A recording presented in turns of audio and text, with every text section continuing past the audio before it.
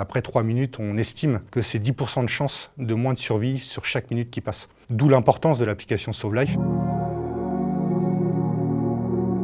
Je m'appelle Fabrice Boiteau, je suis fonctionnaire dans la fonction publique territoriale et je suis citoyen Sauve Life.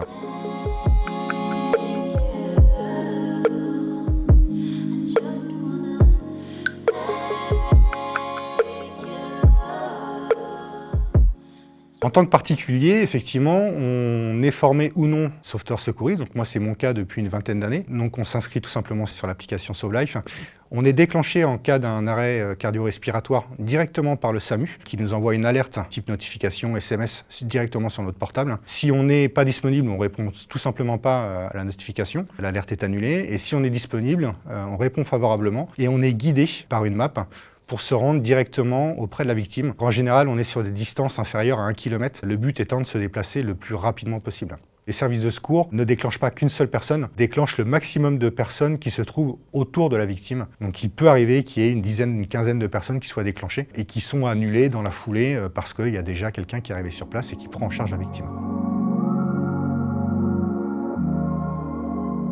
Une qui se trouvait à côté de mon domicile, sur une personne d'une cinquantaine d'années, un homme avec une forte corpulence, voilà, des facteurs aggravants pour un arrêt cardio-respiratoire. Donc je suis arrivé en même temps qu'une autre personne qui avait aussi l'application Sauve Life et on a réussi à récupérer, grâce à notre défibrillateur portable, directement la victime au bout de quelques minutes de massage cardio-respiratoire. La seconde intervention, autant marquante, c'était une personne un peu plus âgée, d'environ 75 ans, toujours un homme qui a fait un malaise chez lui dans son jardin. Son fils a appelé les secours, toujours à proximité de mon domicile, on était à peu près à 1 km. La victime était au sol, il n'y avait pas de massage encore de réaliser, donc on a posé le défibrillateur. Malheureusement, au bout d'une trentaine de minutes, la victime était déclarée décédée. Voilà, les secours sont arrivés 10 minutes après nous, à savoir que, voilà, en campagne, les temps d'intervention pour les services de secours, pompiers ou SAMU sont un petit peu plus rallongés. D'où l'importance de l'application Sauve Life. Après 3 minutes, on estime que c'est 10% de chance de moins de survie sur chaque minute qui passe.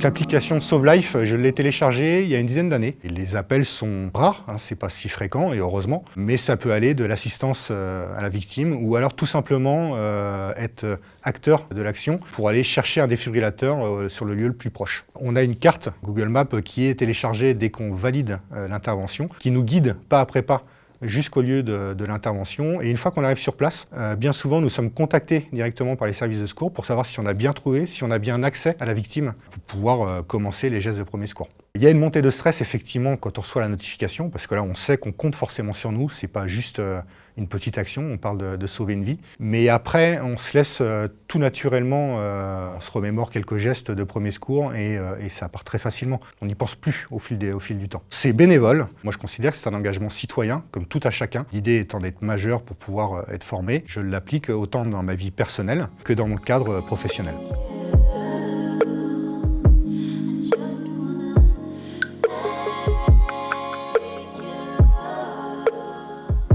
Ça, c'est le défibrillateur sur lequel on a été équipé donc par la société LifeHive. Comme vous le voyez, c'est tout petit, c'est très léger, c'est très simple d'utilisation. Quelqu'un de novice peut tout à fait l'utiliser. On a juste à l'ouvrir, poser bien sûr les électrodes sur la victime avec les notices qui sont clairement expliquées. Ça va aussi bien pour un enfant que pour un adulte, il n'y a pas de choix à faire. Et après, on a tout simplement appuyé sur le bouton de mise en route et ça nous guide dans la démarche. Voilà, il y a une voix qui nous explique ce qu'il faut faire, qui déclenche les électrodes si besoin, si le cœur est en fibrillation. C'est vraiment très très simple.